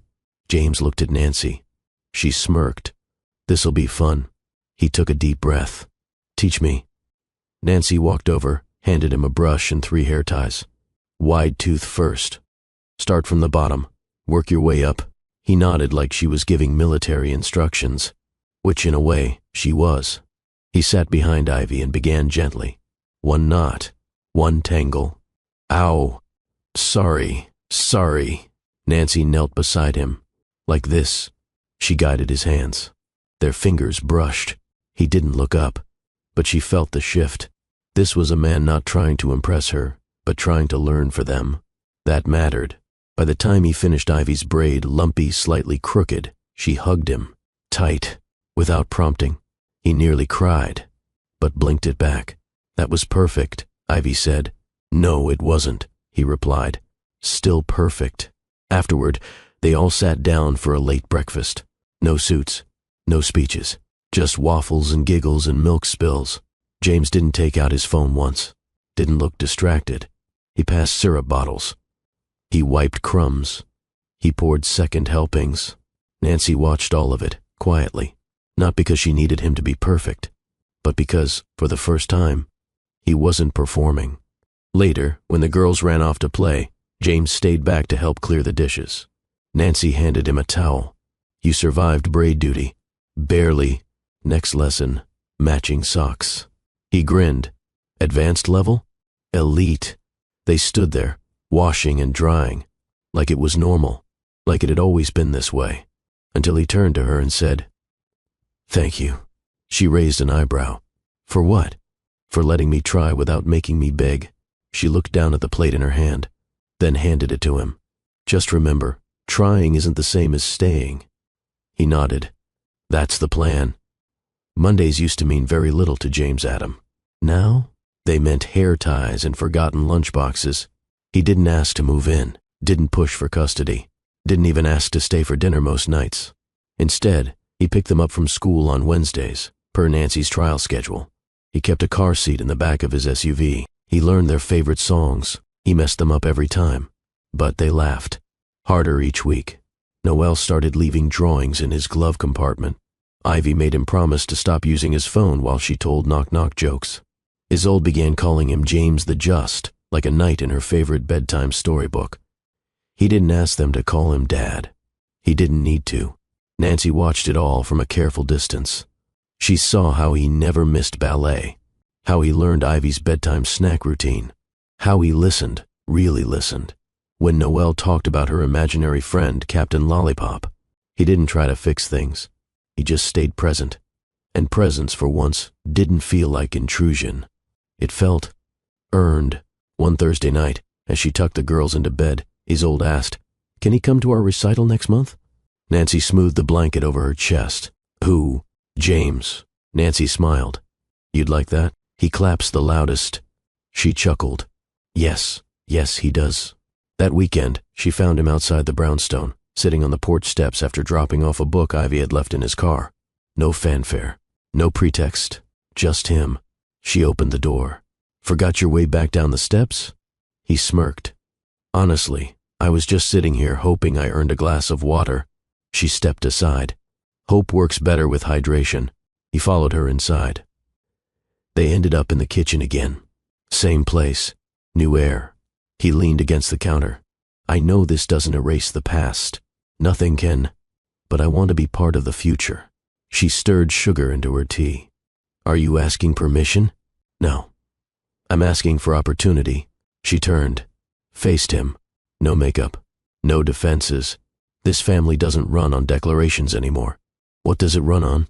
Consistency and pancakes, mostly pancakes. He smiled. "I'll start practicing." She stepped forward, stopped inches from him. "You can't rebuild what we had. I don't want what we had." "Then what do you want?" He didn't hesitate. "I want something better, and I'm willing to work for it, every day." She studied him. Every scar, every shadow. Then she stepped around him, rinsed her cup, and said, "We'll see." But when he left that night, she watched him from the window. And when she turned away, she was still smiling. James had never stepped into a public library without a purpose. Before now, libraries meant investment reports, rare manuscripts, speeches for press tours. But this was different. This was Ivy's place. He arrived 10 minutes early. Checked the children's section for the beanbag corner Nancy had described. Bright colors, floor puzzles, books that squeaked. He stood awkwardly between a toddler reading about talking vegetables and a bored teenager reshelving books alphabetically. Then Ivy walked in, pigtails swinging, purple sneakers lighting up with every step. She stopped when she saw him. "You made it. Wouldn't miss it." She held out a little pink card. "I have my own library card now. Let me guess, you memorized the number already?" "Obviously." He laughed and took her hand.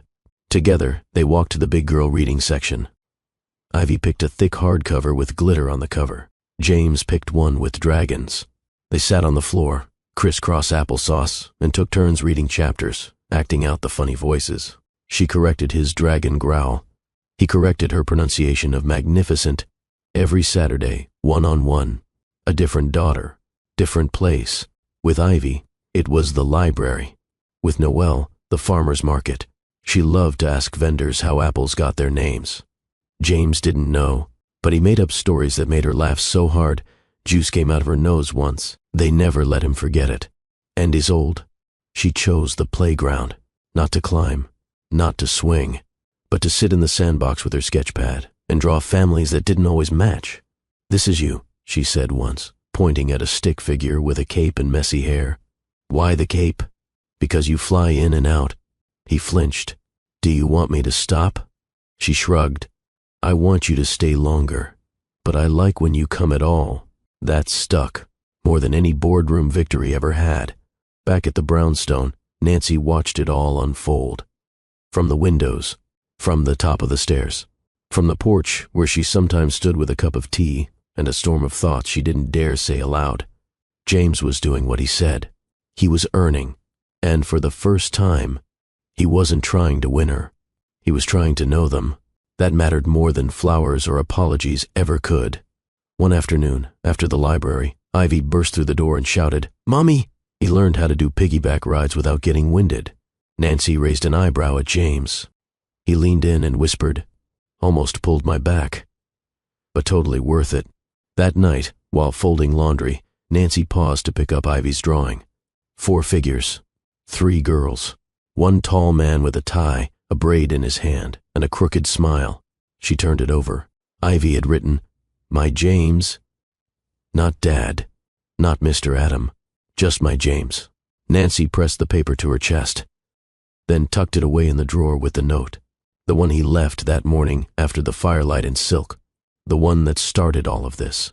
The first time James saw Noelle in her ballet outfit, he forgot how to breathe. Tiny leotard, pale pink tights, ribbon-tied shoes that looked far too delicate for a world this harsh. She stood in front of the mirror, adjusting her bun, fierce concentration on her brow. "I can't get the loop right." James knelt behind her. "Let me try." He hadn't touched a hairbrush since Nancy left, but his fingers were steady, careful. She watched him in the mirror, silent. When he was done, the bun wasn't perfect, but it stayed. "Thanks," she said. "Mom's usually better, but this'll do." He smiled. That was enough. He waited outside the dance studio, pacing the corridor. Other parents scrolled their phones. James paced like the world depended on the next pirouette. When the music stopped, Noelle walked out. Sweaty, proud. She held out her hand. "Want to see my new move?" Right there in the parking lot, she twirled. 2 steps, a stumble, a laugh. "You were watching?" "Every second." She looked up. "Then you saw when I fell, and I saw when you got back up. That's the part I'll remember." Meanwhile, Isolde had fallen asleep next to Nancy with one of her books. Illustrations of stars and planets scattered across the comforter. She'd started calling Nancy's room the moon station because of the white curtains and floating lamp. "Do you think Daddy likes space stuff too?" she had asked once. Nancy paused. "He used to collect star charts. Why?" "Just wondering if he remembers." That night, James brought over an old telescope from storage, scratched, rusted at the knobs, but he polished it, cleaned the lenses, and set it up by her window. When Isolde woke up and saw it, she shrieked, "Is it real?" "Every bit of it." He showed her how to track the craters of the moon, pointed out Saturn's rings. She sat on his lap, sleepy eyes wide. "I guess you do remember." James didn't answer. He was too busy trying not to cry. Bedtime routines became sacred. No screens, no phones, just stories, brushes, and soft lullabies Nancy hadn't sung since before the court orders. One night, as Nancy hummed and folded blankets, she heard something from down the hallway. James's voice, singing, off-key, hesitant, but earnest. She peeked. He was in Ivy's room, sitting on the edge of her bed, her arms around his neck, her cheek against his chest. No cameras, no stage, just her father, singing her to sleep. Nancy closed the door quietly, then leaned against the wall, hands trembling. She hadn't realized how much she needed that sound. Outside, New York moved fast. Inside the brownstone, time slowed. Ballet shoes by the door, star maps on the wall, lullabies in the air, and a woman in the hallway realizing James wasn't just present, he was healing. Not just himself, but the girls, and slowly, her. The hallway was dim that night, and the quiet had a heartbeat. Nancy stood by her bedroom door, fingers resting on the knob, listening to 3 soft breaths coming from the girls' room. The triplets had fallen asleep fast. Noel clutched her ballet shoes like a teddy bear. Isolde had rolled into Ivy's side, the blanket pushed halfway off them both. James was in the guest room again. The door between them and him was always closed. But that night, Nancy didn't lock hers. James lay awake, eyes on the ceiling, heart louder than reason. He heard the softest click from across the hall. Not a creak, not a knock, just absence. The absence of a lock, and that said more than words ever could.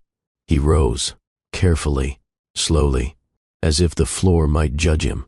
Nancy had slipped into her silk robe, white, like memory, like surrender. She was brushing her hair out, long, slow strokes, when the door opened just a little.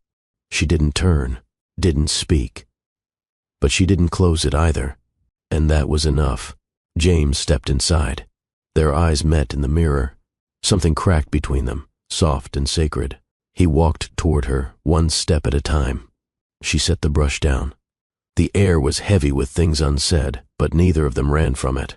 Not tonight. I wasn't sure you'd come, she whispered. I almost didn't, he replied. He reached for the tie of her robe, paused. May I? She nodded once, eyes never leaving his. He loosened the knot, slow and reverent, like unwrapping forgiveness. The robe fell to her elbows. And Nancy didn't hide. They didn't rush. No ripping clothes or heated gasps. Just fingers learning old maps again. A kiss on her shoulder. A hand on his chest. Their bodies whispered before their mouths ever did. When he kissed her, she trembled, but didn't pull away. They moved to the bed like a prayer being said. No lights, just shadows and memory. Her legs curled around his hips, guiding him.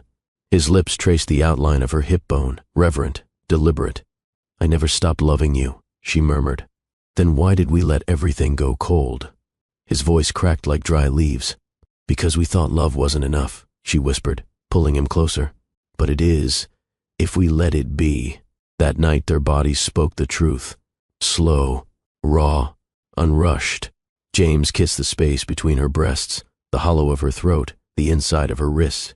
Nancy gasped when he whispered her name against her skin like a vow. When he finally entered her, it wasn't about lust. It was about coming home. Afterwards he lay beside her, chest rising under her cheek, her fingers drawing circles on his skin. Was this a mistake? He asked. She shook her head. It was overdue. In the hallway, Ivy stirred, sat up in bed, listened. She saw the guest room door was wide open, saw the faint golden light from her mother's room. She didn't go to the door.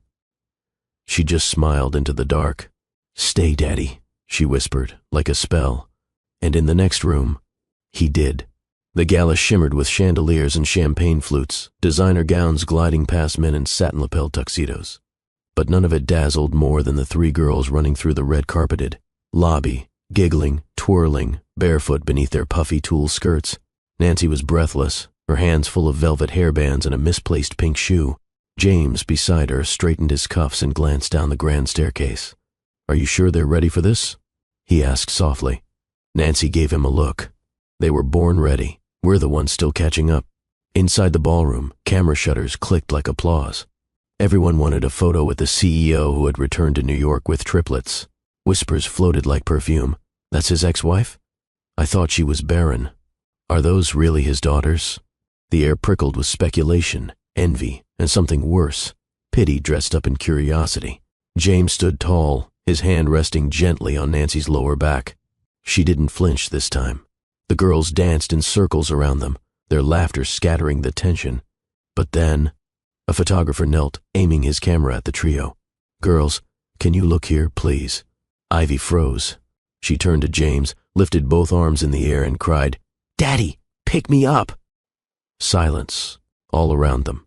The entire room seemed to pause. The string quartet faltered. The lights above the stage dimmed. And in that breathless stillness, James knelt, scooped Ivy into his arms, then turned to Noel and Isolde and opened his arms again. Come here, angels. They rushed in, clambering over his tailored suit, giggling into his neck, planting kisses on his cheeks. The flashbulbs went wild. Nancy brought a hand to her chest, blinking back tears, not for the cameras, not for the attention, but for the sight in front of her. This was her family. Hold still, just one more. The photographer adjusted his lens, but he didn't need to direct them, because the perfect photo had already happened. James stood in the center, one girl on each hip, one wrapped around his neck like a scarf of pure love. His eyes were closed, his smile unguarded. Nancy stood beside them, her hand brushing Ivy's back, her cheek pressed against James's arm. The world disappeared, and for once, they didn't care who was watching. Later, James whispered as they stepped aside, "They never called me that in public before." Nancy smiled. "They never had a reason to believe you'd stay before." He looked at her. "I'm staying, Nancy." She didn't respond, not with words, just slipped her hand into his, and held it, tightly. Across the room, a woman in silver sequins narrowed her eyes. She reached for her phone and zoomed in on the photo she'd just taken. Her lips curled into something cold. James didn't see her, but soon, the past would. The gala should have ended with champagne bubbles and laughter echoing into the night. It should have closed on a picture-perfect note, the CEO with his daughters in his arms, his ex-wife glowing beside him. But stories like this never end quietly. Not when secrets are lurking behind flashing cameras. James had just returned from escorting the girls upstairs, each one kissing his cheek and whispering that he smelled like cinnamon and dreams. Nancy remained behind, sipping sparkling water by the floral arch, waving at the guests now drifting toward the exit. And that's when it happened. A subtle click, not the camera kind, but the kind that seals fate. The photographer, the same man who had snapped the beautiful family shot, tilted his head, examining his device. Not the camera, a tiny audio transmitter buried in his lapel. From his phone, he tapped into the stream. Static, then a voice. "Got it. She's not Barren." She lied. Another voice laughed. Guess that alimony case about irreparable infertility was a bluff after all. The photographer froze. He knew what he had just stumbled on, and he knew what it was worth. In a suite high above the city, James kissed each girl good night. Ivy had refused to sleep without her tiara. Isolde had stuffed gala napkins under her pillow for memory dreams, she said. And Noelle had whispered, "Daddy, don't ever let go again." "I won't," James promised. But downstairs, fate had already reached for the thread. Nancy was leaning against the ballroom rail when James returned. Her dress caught the soft amber lights, casting faint glimmers against the marble. "They asleep?" she asked. Tucked in and snoring. She smiled, but it didn't reach her eyes. "Someone's been watching us tonight," she murmured. James followed her gaze to the corner, and there she was, Veronique, James's former attorney and one-time friend to his second wife. She stood still, her phone angled just slightly, eyes locked on Nancy. "She's not here for cocktails," Nancy whispered. James nodded. "No, she's here for leverage." Nancy looked at him. "We filed everything clean." James exhaled. "Doesn't mean someone didn't bury something." Just then, his phone buzzed. An anonymous number. He opened the message. Photo attachment, James cradling the girls. Nancy's hand around his wrist. Smiles all around. Caption, "The barren wife. Looks fertile now." Below it, "This goes live at midnight, unless we talk." Nancy saw it. Her fingers trembled, but her jaw locked in place. "So this is how they'll try to ruin us." James put a hand over hers.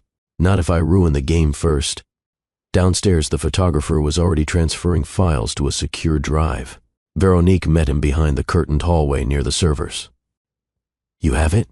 she asked, voice crisp. "Audio and photos," he confirmed. "All admissible. Infertility fraud is juicy." Veronique slid an envelope across the small table, but just before he reached for it, a tap landed on his shoulder. Security. James had anticipated it. Nancy had coordinated it. And the hotel had the whole exchange under surveillance. "We're going public, on our terms," James growled, storming into the suite minutes later. Nancy stood by the window, arms crossed, heart racing. "Do we tell them everything?" "Only the truth. Our truth." He paused. "Nancy, did you really file Barren on that form?" "Because I was. Back then, I had every doctor's note to prove it." She turned to him, voice suddenly shaking. "And then, the miracle happened. 3 miracles. But I didn't go back to update a legal record because I didn't think anyone cared. James stepped forward, slowly. I care. Not about the forms. Not about Veronique. Not about scandals. He took her hands in his. I care about Ivy, Isolde, Noelle, and you. Her eyes widened. We go live in 1 hour, he whispered. And we show the world what healing looks like. Later that night, midnight, a soft piano tune opened the live stream. James appeared on screen first. Then Nancy stepped into frame. They were seated beside each other. No glam. No filters. Just clarity. A decade ago, a diagnosis told us something was impossible, James began. And then life reminded us that impossibility is sometimes just delayed hope, Nancy added. They held up the photo, the one Veronique planned to weaponize. But instead of shame, it radiated triumph. These are our daughters, and if anyone has a problem with that— James paused. They should take it up with love, Nancy finished. The comments exploded with support. This is what real family looks like. Who cares about forms? Those girls are joy personified. Respect to them for owning the moment. Veronique never sent another text. The photographer was removed from the press list permanently. And Nancy? She tucked the photo into a gold-rimmed frame and placed it on her bedside table. For once, she could sleep without checking over her shoulder. Morning sunlight flooded the penthouse with gentle warmth. It slipped through floor-to-ceiling windows and spilled across cream-colored couches, over a plush rug scattered with tiaras, gala shoes, and half-eaten gummy bears. Nancy stood at the kitchen island, barefoot in one of James's oversized shirts, watching the coffee brew. Behind her, laughter erupted, the kind that only children could manufacture from absolutely nothing. Ivy had fashioned a crown out of golden ribbon. Isolde was dragging a suitcase across the floor, pretending to board a plane. And Noelle? She had taken James's phone and was trying to FaceTime the doorman. James appeared, shirtless and sleepy-eyed, rubbing a towel through his hair. They've been up since 6, Nancy said, sliding a mug toward him. So much for retirement. He smirked, sipping. Then Ivy looked up. Daddy, can we do the photo again? He blinked. The one from the party? No, she giggled. The real one. Noelle joined in. The one where we all wear jammies. Isolde tugged at his arm. And you and Mommy sit on the couch and don't move. James turned to Nancy. Guess we've been summoned. Minutes later, the 5 of them were squished on the living room sofa. Ivy on his lap, Isolde clinging to Nancy's side, Noelle curled between them. Nancy set the phone camera on the timer, propped it on a book stack, and hit record. James wrapped his arm around her shoulders and leaned into her, breathing her in. 10 seconds of chaos. 4 heads turning in different directions. Giggles. A sneeze. And then, just before the shutter snapped, stillness. A moment so natural, it didn't need staging. Nancy glanced at the screen. Her breath caught. There it was. A photo that wasn't posed, wasn't polished, but was perfect. Later, as James scrolled through the images, his thumb slowed over one in particular. The kids were looking in different directions. Nancy was laughing. His head was turned, lips just shy of her temple. And even without everyone smiling, they looked like they belonged. He held up the phone. We look like a family. Nancy didn't respond right away. She just looked at the image, and then at him. That's because we are— James nodded, then tapped his screen. I'm printing this. Nancy raised a brow. To hang in your office? No, he said, voice low. To carry in my wallet. Her heart thudded once, heavy and sure. You still carry wallets? For this? I will. Midday brought a knock at the door. A courier delivered a small envelope, James's name etched in ink too familiar to ignore. Nancy watched from across the room as he opened it. Inside, a single sheet. Handwritten. It was from his mother. Saw the photo. They have your eyes. Tell her I'm ready to meet them. All 4 of them. Nancy looked up, startled, as James exhaled hard. She never wrote me anything that wasn't typed, he muttered. Is this real? Nancy whispered. She's extending a branch. After all these years? He looked at Nancy. After them. That evening, the photo from the gala was everywhere. Trending. Viral. Talk shows debated it. Blogs tried to guess how Nancy conceived. Online forums were filled with fertility doctors defending miracles. But Nancy didn't care about the noise. She cared about what the girls said as they got ready for bed. Ivy tugged her robe. "Mommy." "Yes, baby." "Can we take more pictures with Daddy tomorrow?" "Why?" "Because we look like a family in them." Nancy knelt and cupped her daughter's face. "That's because we are." Noelle peeked in. "Even when we're not dressed up?" Nancy laughed. "Especially then." James watched from the doorway. His heart, once guarded behind stone and contracts, now beat freely, filled with ribbons of love knotted through time and forgiveness. He stepped inside the room and knelt beside them. "Want to know a secret?" he whispered. The girls leaned in. "You made me someone I didn't think I could be." "What?" Ivy asked. He smiled. That night, after bedtime stories and tickle fights, James and Nancy stood in the hallway, silent, content. Nancy leaned into his chest. "This doesn't feel like pretend anymore." James kissed her forehead. "Because it's not." He paused. "I never thought I'd get another shot at family." She looked up. "You didn't." "What do you mean?" She placed his hand on her waist. "You didn't get it. You built it." And he knew then. This wasn't redemption. This was home. The city below pulsed with life. Honking taxis, glowing billboards, and the distant hum of jazz rising from a street corner cafe. But high above it all, James stood barefoot on the penthouse balcony, his hands gripping the cold railing, his thoughts miles away from the skyline. The moon cast a pale halo over his bare shoulders. His white shirt hung loose, unbuttoned, forgotten. Behind him, the world was quiet. The girls had long drifted to sleep, and Nancy had said she'd be just 5 minutes ago. But James knew better. She was giving him space, the kind he hadn't earned, the kind he didn't deserve. And yet, here she was, still here. He reached into his pocket and pulled out the photo, the one Ivy had demanded he print. The 5 of them on the couch, bed hair, pajamas, laughter frozen in time. He traced the edges of the paper with his thumb, then tucked it back into his wallet like a prayer. Behind him, the sliding door whispered open. Nancy, wrapped in a soft robe, her hair loose, her eyes still heavy from half-sleep. "Can't sleep?" she asked gently. He shook his head, not looking at her. "Too much noise up here," he said, tapping his temple. She padded barefoot across the balcony and stood beside him. "Talk to me." He hesitated. "I don't know if I ever knew how." Nancy rested her elbow on the rail and turned her face to the wind. "You know what I was thinking earlier?" He glanced at her. "What?" "That the man I hated died the night you held Ivy like she was oxygen." Silence. Then, "Nancy, I know who you were," she said, voice steady. "The man who pushed me away, who believed in boardrooms more than bedrooms, who said he loved me but couldn't stand to see me break each month with no baby in my arms." James closed his eyes. "I was afraid," he admitted. "Afraid I'd fail at fatherhood, that I'd fail you, that loving you wouldn't be enough if I couldn't give you what you wanted. So you left before you had to face the emptiness." "I ran," he nodded, "and hated myself for it." Nancy's hand found his. "But here we are. 3 girls and 1 man who looks like he's still holding his breath."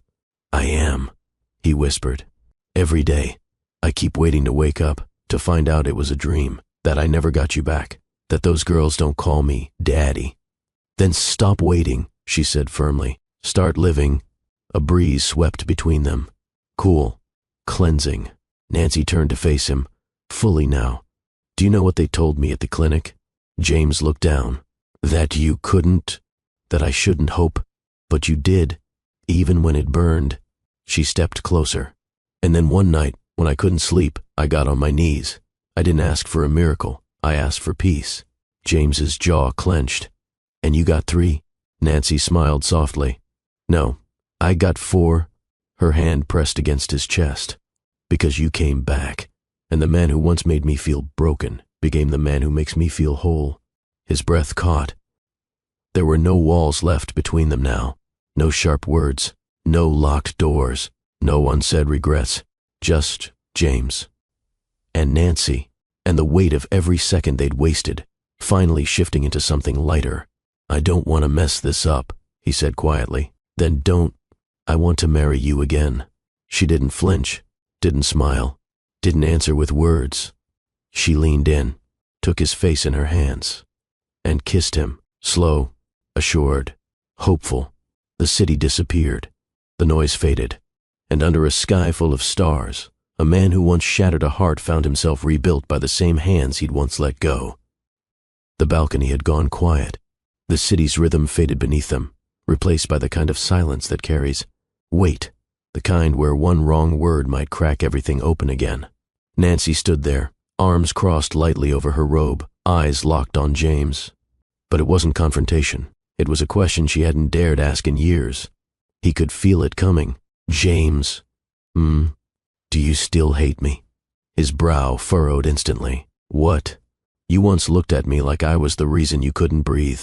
She didn't mean it with bitterness. She meant it with ache. James leaned back against the railing, exhaling slowly, as if she'd pierced a memory he'd buried deep. I never hated you, he said finally.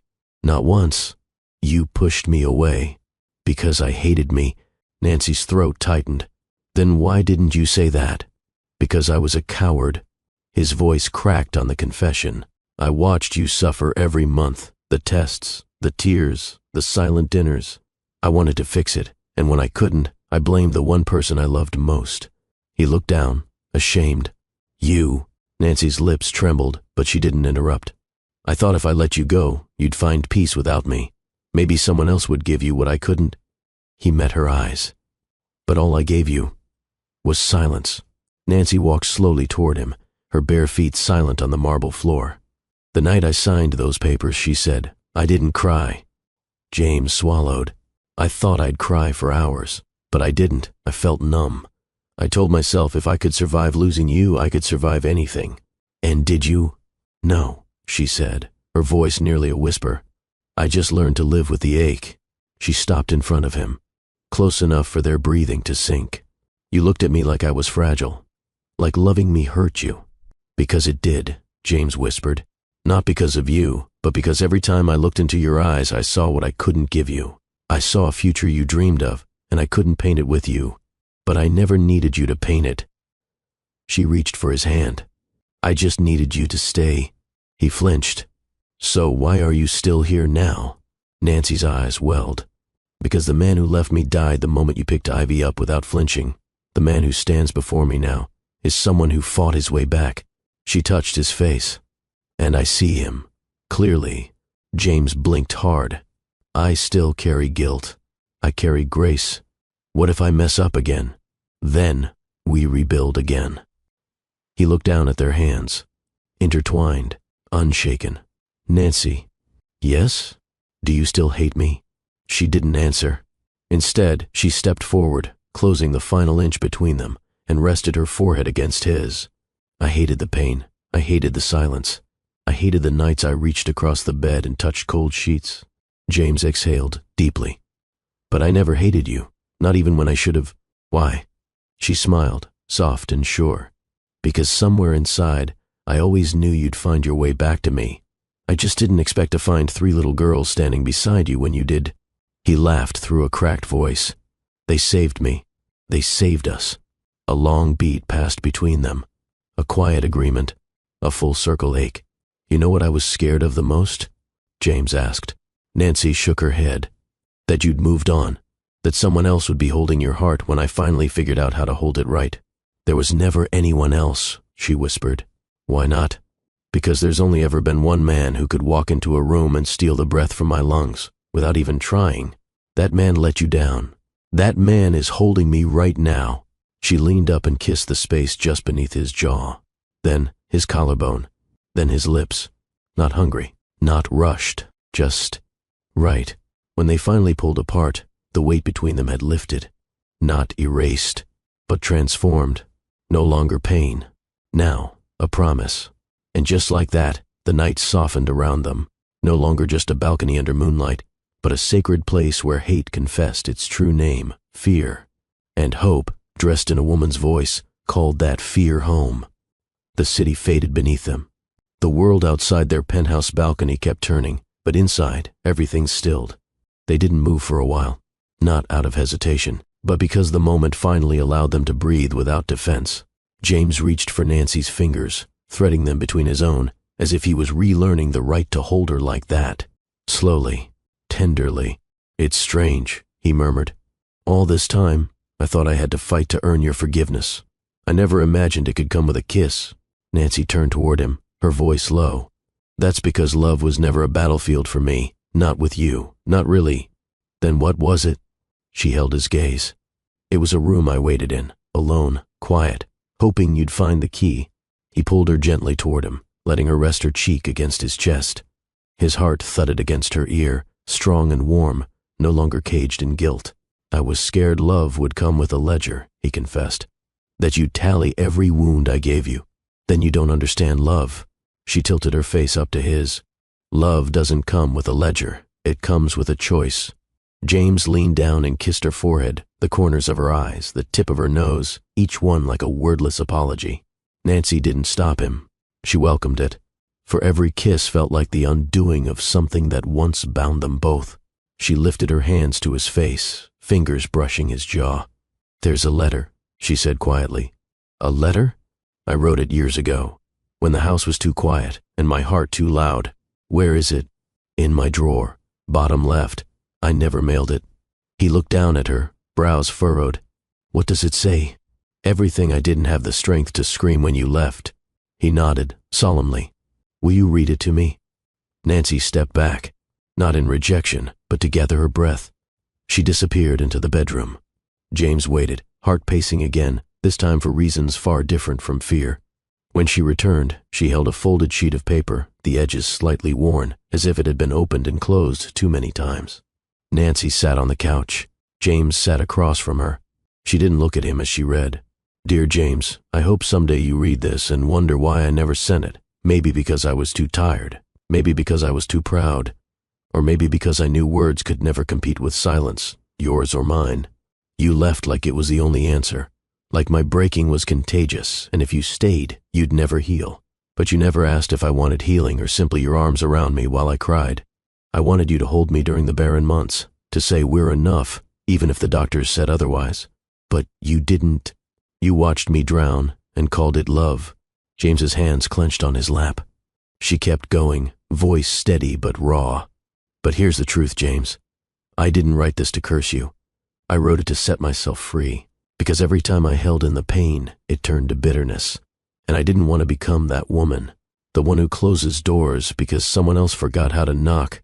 I loved you, still do, but not the way I did when I was young and hopeful. Now I love you with eyes wide open, knowing you're flawed, knowing you ran, knowing you hurt me. And still, I'd choose you in every life." Nancy lowered the paper, her eyes shining with tears. James had none left. He crossed the room in 2 strides and knelt in front of her. "I don't deserve that kind of love." "Maybe not," she whispered, brushing her fingers against his temple. "But you finally started to live up to it. You make me want to." Their lips met, not in hunger, not in desperation, but in quiet reverence. It was a kiss of renewal, a kiss of re-entry, a kiss without shields. He pulled her gently into his lap. Nancy curled into him, her legs over his thighs, her robe slipping slightly at the shoulder. He pressed his lips to her skin, his hands splayed wide over the curve of her back.